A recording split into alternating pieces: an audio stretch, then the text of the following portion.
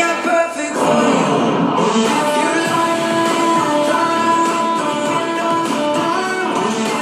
Assalamualaikum warahmatullahi wabarakatuh. Perkenalkan, saya Mayang Sofi dengan NIM 2008, jurusan Administrasi Pendidikan, Fakultas Ilmu Pendidikan dari Universitas Negeri Padang. Baiklah, di sini saya akan menjelaskan materi terkait dengan Excellent Service atau layanan prima dengan mata kuliah Manajemen Humas dan dosen pengampu yaitu Bapak Dr. Hanif Al-Qadri. Topik perbincangan kita terkait dengan manajemen humas atau public relation mungkin tidak semua akan bisa kita bahas begitu besarnya. Alur tanggung jawab dan juga perspektif tentang kegiatan-kegiatan dari public relation officer sebuah lembaga ataupun perusahaan.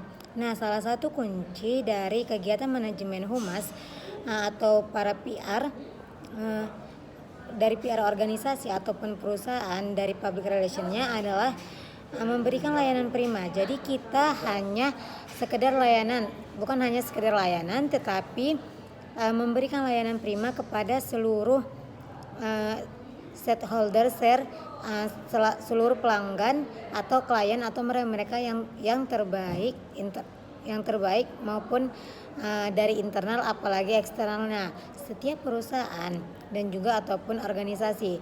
Nah, kali ini kita akan bahas bagaimana konsep dimulai dari konsep terkait dengan layanan prima ini dan bagaimana membangun layanan prima kepada pelanggan sebagai bentuk layanan dan apresiasi organisasi atau PR-nya organisasi kepada seluruh stakeholders atau lembaga dari bagian-bagiannya. Baiklah, kita bahas hari ini yaitu mulai dari pemahaman kita tentang layanan prima, sehingga harus ada satu kesepakatan yang jelas seperti apa layanan prima itu sebenarnya.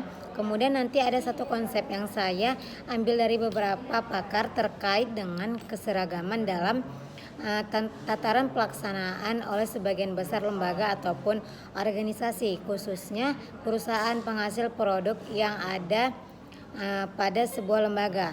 Fokusnya yaitu adalah bisnis.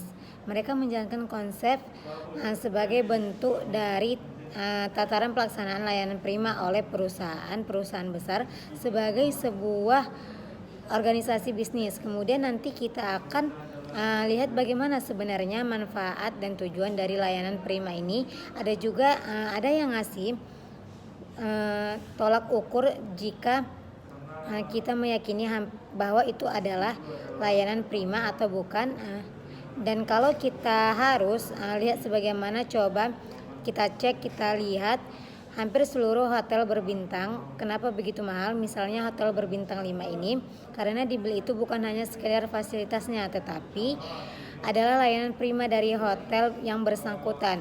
Kemudian nanti juga ada beberapa tips yang akan saya bagikan ke Anda bagaimana menerapkan layanan prima di sebuah organisasi, di sebuah lembaga, di sebuah perusahaan tersebut, dan bagaimana juga menjaga sikap positif, bagaimana akhirnya aktif mendengarkan semua hal ini yang jelas-jelas membangun kita, membesarkan kita, meski yang mereka jelaskan, meski yang mereka sampaikan adalah sebuah keluh kesah.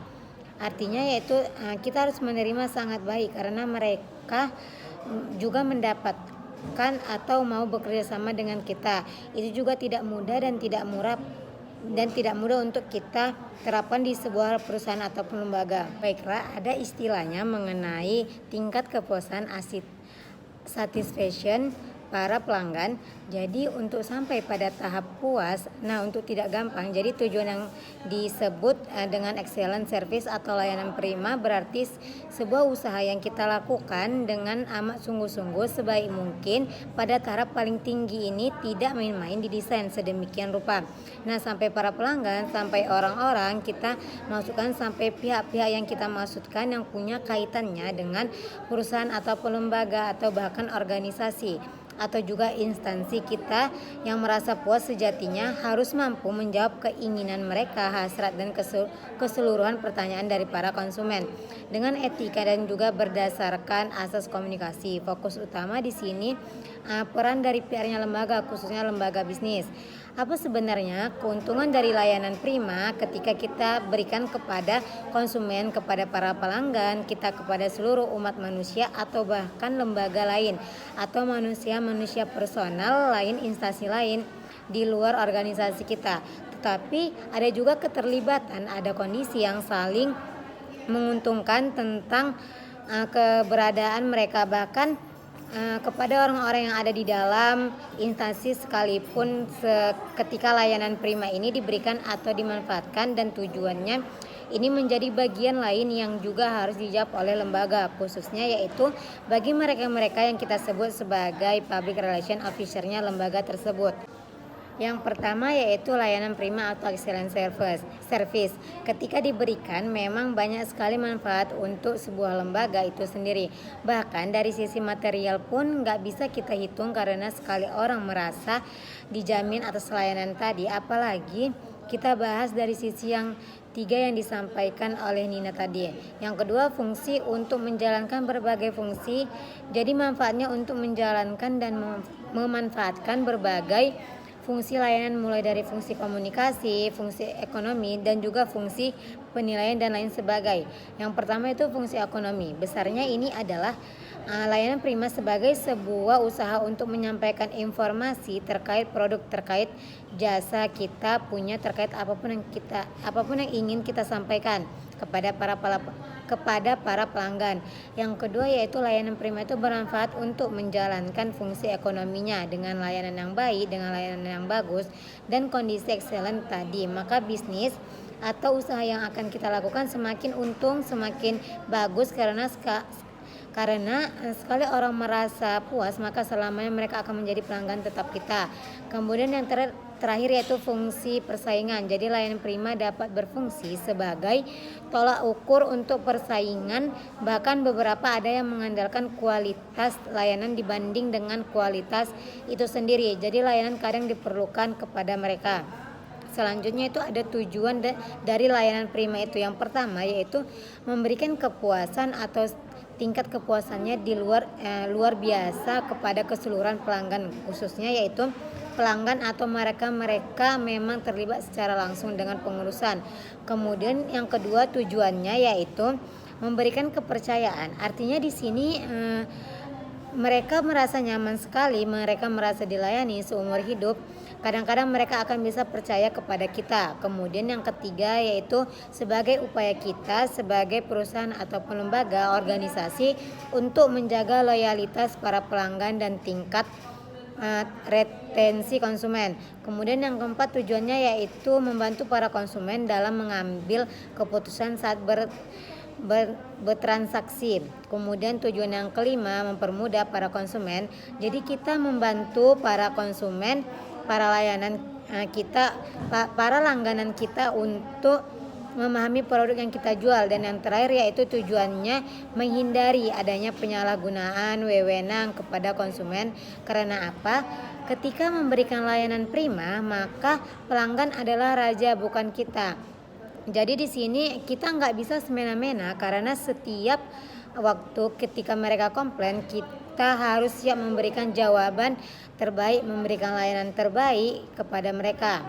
Baiklah, yang terakhir yaitu mengenai bagaimana konsep layanan Evensec plus S sebagai bentuk layanan prima atau excellent service. Yang pertama yaitu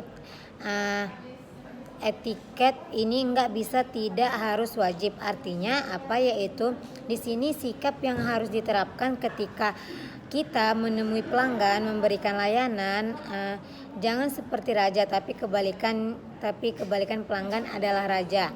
Kemudian yaitu addition extension, artinya di sini dalam memberikan layanan prima, para customer service berarti kita yaitu dan pihak kita, keseluruhan orang di pihaknya, kita harus memberikan perhatian, harus memperhatikan, kemudian mencermati. Kemudian yang ketiga yaitu action. Namanya action itu meliputi berbagai tindakan keseluruhan, tindakan nyata yang harus dilakukan dalam memberikan pelayanan kepada konsumen. Misalnya mencatat pesanan konsumen dengan detail, dengan lengkap, dan jangan ada yang terlewatkan. Kemudian yang keempat, ability. Apa itu? Yaitu artinya adalah kesanggupan meski pada awalnya bukan konsep dasar, namun sebenarnya di era-era sekarang itu pasti berkembang terus di mana para pelayan konsumen harus memiliki kemampuan kesanggupan. Artinya di sini yaitu pelayan konsumen harus memiliki kemampuan untuk melayani konsumennya, para mereka yang notabene adalah klien kita. Kemudian itu accountability atau tanggung jawab. Konsep pelayanan prima berikutnya yaitu tanggung jawab, yaitu sikap keberpihakan kita kepada pelanggan, tamu ataupun mitra kerja sebagai bentuk rasa empati dan kepedulian kita. Kemudian yang keenam itu appearance, yaitu penampilan. Penampilan karyawan itu harus baik secara fisik maupun non fisik. Dan yang terakhir itu simpati. Hal terakhir yang menjadi konsep dasar excellent service atau pelayanan prima yaitu simpati. Terkadang sudah secara profesional melakukan pelayanan prima, namun karena kurangnya simpati yang dimiliki, proses pelayanan prima ini tidak berjalan dengan baik, tidak berjalan dengan lancar. Simpati sendiri adalah sikap di mana Anda bisa merasakan apa yang orang lain rasakan. Baiklah, sekian materi yang dapat saya sampaikan terkait dengan pelayanan prima. Jika ada kata yang salah, saya mohon maaf. Saya akhiri. Wassalamualaikum warahmatullahi wabarakatuh. Baby, I'm perfect for you.